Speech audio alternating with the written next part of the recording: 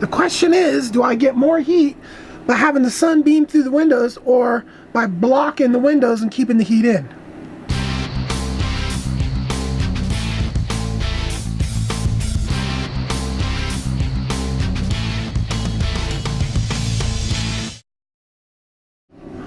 Whoa, welcome to another video. Got my water tank filled up. Boy, the water delivery guy was super nice. They showed up and we had this huge conversation. I mean, it takes a while for that kind of water to move, but yeah, it was interesting. I thought the drone was totally effed from when I crashed it, but what happened was the gimbal is like mounted on some like rubbery thing, and I don't have glasses on all the time. I can't see very good. I have my glasses on my shirt, right? Mostly. But if I need to see something like this, I would have to put my glasses on. I never looked at it with my glasses. I looked at this crunched front part right there is crunched barely. I mean, you could just barely see where it crunched. But the camera and the gimbal were like all wonky over to the side, and I didn't notice it. Calibrated the gimbal, and I was getting nothing but errors when I was flying it, and I was like, oh no, my drone, I broke it already. But I think it's okay. So turn that frown upside down. Now, what is the problems because we're in the off-grids? Well, I turned the camera on because basically I'm getting ready to go grab some tools to take apart the furnace thing so I can call in the part number and get that ordered. That is on the mission for the day. And then, like, just out of the blue, for some reason I had it in my head, I had 2 weeks worth of clothes. So I could do laundry once every 2 weeks. Exactly. For some reason I thought that was my paradigm. But today this all came crashing down when I grabbed my last pair of underwear and socks on day 12. Not quite sure how that worked. Did I lose clothes? Or did I don't know. So now, on top of everything else, I have to do laundry as well. So it's turned into a giant mission. I am packing the place with heat right now. I mean, I'm just running the hell out of the heaters.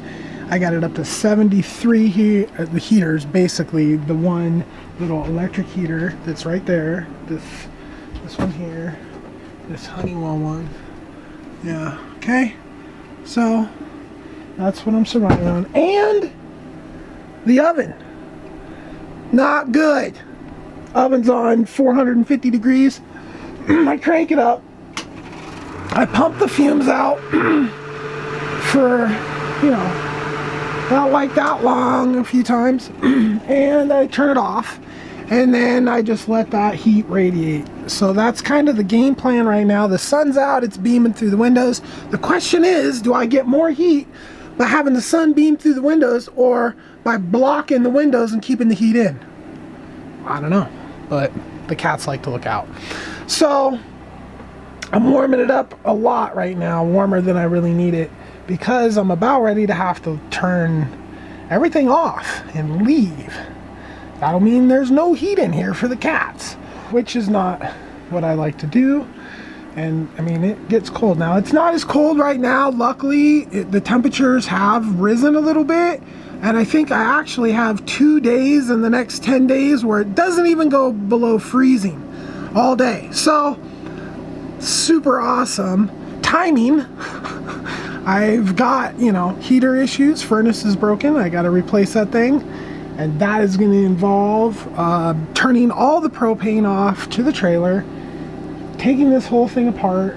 You know, I mean, it's a major operation, and if it was super far below zero all day long like it has been for a while, that would just exacerbate the situation. I keep like getting lucky. You know, my furnace broke, but if it had broken at a different time, it would have really been bad.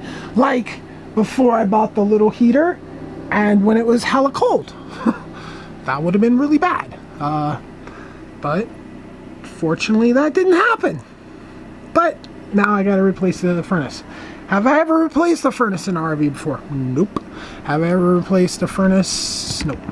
I've never dealt with a furnace. I've put filters.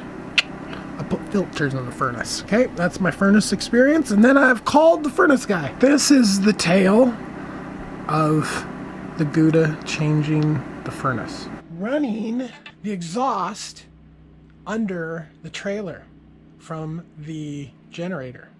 So underneath the trailer would basically be toxic. Now, the guy that delivered the water, I told him I was going to do that. He's like, oh no, you're end up dying. I'm like, how are the fumes going to come into the trailer in enough volume, like through the bottom of the trailer? Like that would be the equivalent of enough cold air creeping through the bottom of the trailer to like nullify the heating system. I mean, for enough fumes of a generator to come through the bottom of the trailer to kill you would be, I don't even think that's possible.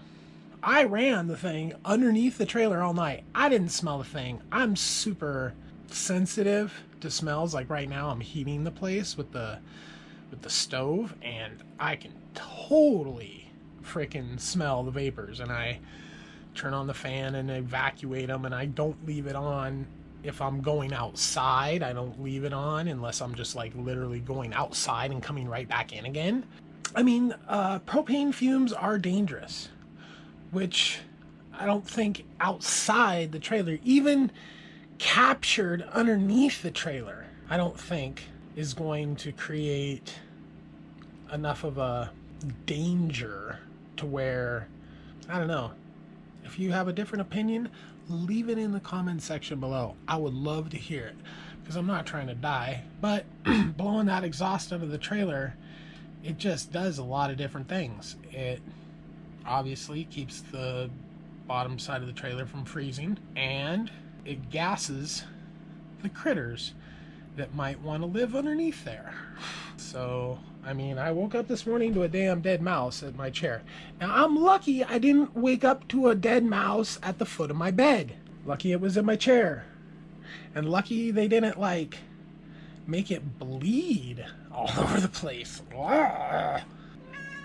Good boy. Just a good mouse hunter, huh? Yes, just a good mouse hunter. Just a good boy.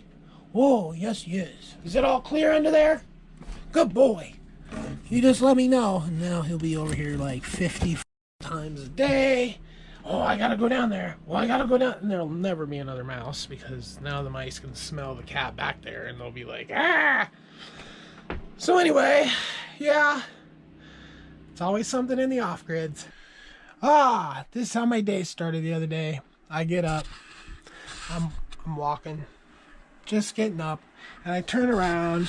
And here, right here, is this thing here. This thing is just out here. I left it like that, and it's out here. And there's a little metal thing behind it. And I'm like, looking at that, I'm like, no bad kitties. No. My little Zuzi, she was right there. And I'm like, no. And I'm like pointing at it. And she kind of runs in the bedroom. And then I start walking. I'm like, what is that? And then I see this. There is a dead mouse. So there's been a mouse in my fucking trailer, and that's been going on a while because the cats have been staring at this thing for a while. Like something was in there. So I got up and I was like, what the hell are you cats doing? Opening that, so I was all mad at them. Why you guys open this? What'd you do that for? Then I look over and see the dead mouse. And it's all making a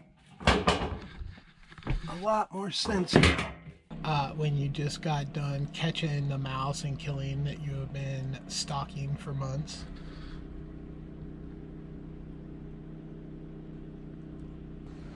Are they cute but savage?